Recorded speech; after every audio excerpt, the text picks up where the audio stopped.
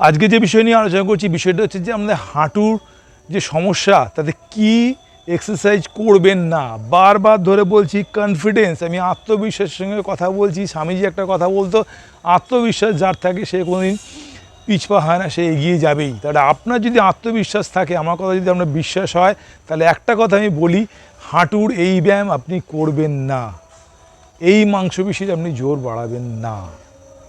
দেখ সেটা কি করতে হবে, কোন মাংসপেশির জোর, ভিডিওটা দেখুন। আর আমার হোয়াটসঅ্যাপ নাম্বার থেকে কোনো অসুবিধা আমাকে জানাবেন, আমি আপনাকে হেল্প করে কথা দিলাম। আমার রিলেটেড প্রচুর ভিডিও আছে, সেগুলো সবাইকে শেয়ার করবেন, সাবস্ক্রাইব করতে ভুলবেন না, একটাই অনুরোধ থাকলো। আর ভিডিওটা দেখলে এমনি উপকার পাবেন যে হাঁটুর কোন মাংসপেশির জোর আমি বাড়াবো না বা কোন ব্যায়াম আমি করব না। দেখুন ভিডিওটা শেষ পর্যন্ত।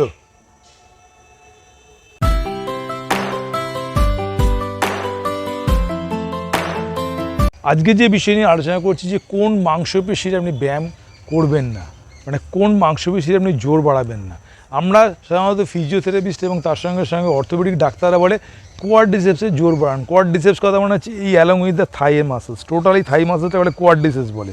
এই কোয়াড্রিসেপসের মিডিয়াল পার্ট, ল্যাটারাল পার্ট, এটা বলে ভাস্টাস ল্যাটারালিস, এটা বলে ভাস্টাস মিডিয়ালিস, এবং ভিতরে হ্যামস্ট্রিং এবং ওপরে কোয়াড্রিসেপস যে মাসেলসগুলো আছে এইখানে জোর বাড়াতে কথা বলি। কারণ এই ওয়েটটা আমাদের ক্যারি করে নেয়, বডি ওয়েট ক্যারি করে কিন্তু দুটো থাই।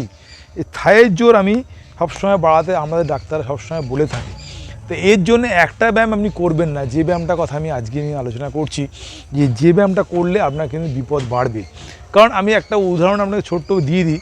যখন আমরা হাঁটি, দেখুন নর্মালি এরকম সোজা হয়ে হাঁটছি, সোজা হয়ে হাঁটি, সামনে পিছনে যে কারণে আমি হাঁটতে বলি সামনে হাঁটি, কিন্তু যখনই বয়স বাড়ে দেখুন আপনি বেঁকে বেঁকে হাঁটি, বেঁকে যাচ্ছেন আপনি।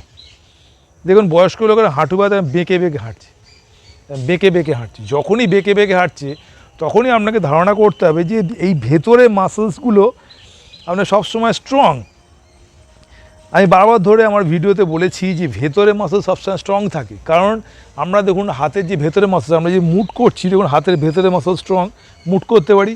কিন্তু বাইরের দিকে মাসেল যখনই কমজোরি শুরু করে তখন আমার রিস্টের সমস্যা হয়, কোণের সমস্যা হয়, শোল্ডারের সমস্যা বাড়ে। এবং আমাদের এক্সটেন্সর গ্রুপ বা মাসেলস, বাইরের দিকে মাসেলসগুলো স্ট্রং থাকে না।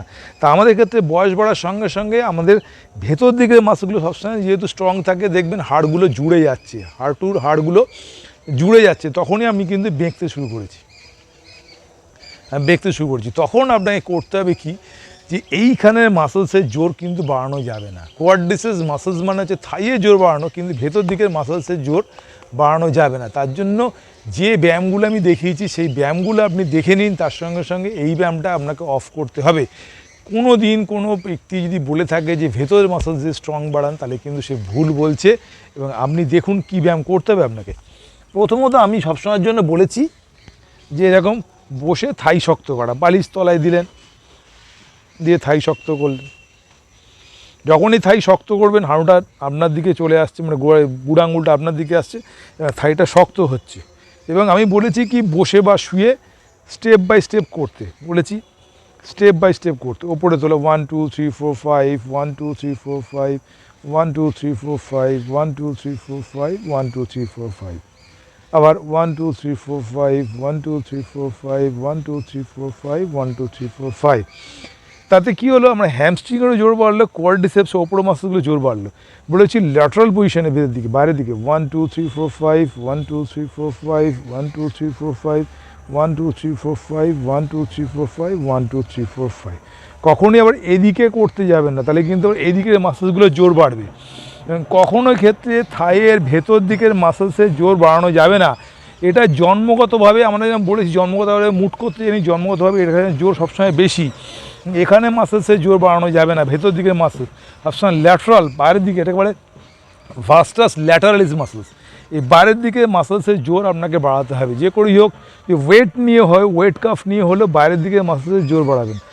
বাইরের দিকের মাসেলসগুলো সবসময় বাইরের দিকে মাসেলসের জোর বাড়াতে হবে, বাইরের দিকে 5টা স্টেপ করুন, ওপর দিকে তুলুন বা বাইরের দিকে করুন, সবসময় পাশের দিকে জোর বাড়াতে হবে। যদি আপনি শুয়ে থাকেন, শুয়ে থেকেও আপনি এই মাসেলসগুলো জোর বাড়ান, পাশের দিকে, এই পাশের দিকের মাসেলসগুলো, যাতে গ্লুটস মাসেল থেকে শুরু করে পিছনের এই মাসেলসগুলোর ভাস্টাস ল্যাটারালিস মাসেলসগুলো জোর বাড়ে।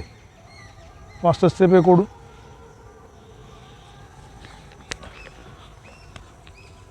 সুতরাং আপনাকে এই ব্যায়ামগুলো করতে হবে এবং তার সঙ্গে সঙ্গে যেটা করতে হবে, বাইরের দিকে মাসেলসের জোর বাড়াতে হবে। যত বাইরের দিকে মাসেলসের জোর বাড়াবেন তত আপনার হাঁটু ভালো থাকবে এবং হাঁটু যে জুড়ে যাচ্ছে সেটা কিন্তু আর হবে না। তো এই ছোট্ট ছোট্ট বিষয়গুলো নিয়ে আলোচনা করলাম। আর থাইয়ের জোর বাড়ানোর যে ব্যায়ামগুলোর প্রসেসগুলো দেখালাম সেগুলো করবেন। আর আরও ভিডিও দেখুন, আমার এই বিষয়ে প্রচুর ভিডিও আছে হাঁটুর ব্যাপারে, সেই ভিডিওগুলো আপনি দেখুন। আর তার সঙ্গে সঙ্গে যেটা আমি বলে থাকি, দীপাঞ্জন সামন্ত সবসময়ের জন্য আপনার সঙ্গে আছে। দীপাঞ্জন সামন্ত সবসময়ের জন্য আপনার সঙ্গে। দীপাঞ্জন সামন্ত আপনার বাড়ির ছেলে। আমি কারুর কাছ থেকে কোনো অনলাইনে কারুর কাছ থেকে কোনো টাকা নেই না। এবং আপনি কোনো অসুবিধা হলে আমাকে অন্তত ফোন করবেন, আমি আপনাকে হেল্প করবো। কোনো হাঁটু ব্যথা হোক, কোমর ব্যথা হোক, ফিজিক্যাল কন্ডিশনের জন্য কোনো সমস্যা হলে আমি আছি।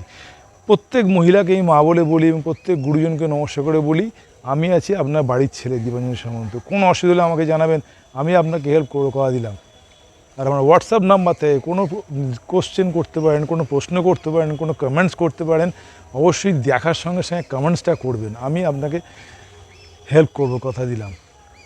এই বিষয় নিয়ে আমার প্রচুর ভিডিও আছে, সেগুলো সবাইকে শেয়ার করুন, আপনিও শেয়ার করুন সবাইকে। আর সবার সঙ্গে একটাই কথা বলে দিই, দীপাঞ্জন সামন্ত আপনার বাড়ির ছেলে। আবার একটা কথা বলি, সাবস্ক্রাইব করতে ভুলবেন না, বেল আইকন টিপতে ভুলবেন না, সবাই কিন্তু শেয়ার করতে ভুলবেন না। আবারও বললাম, ভালো থাকুন, সুস্থ থাকুন, এই প্রার্থনা করি ভগবানের কাছে। নমস্কার।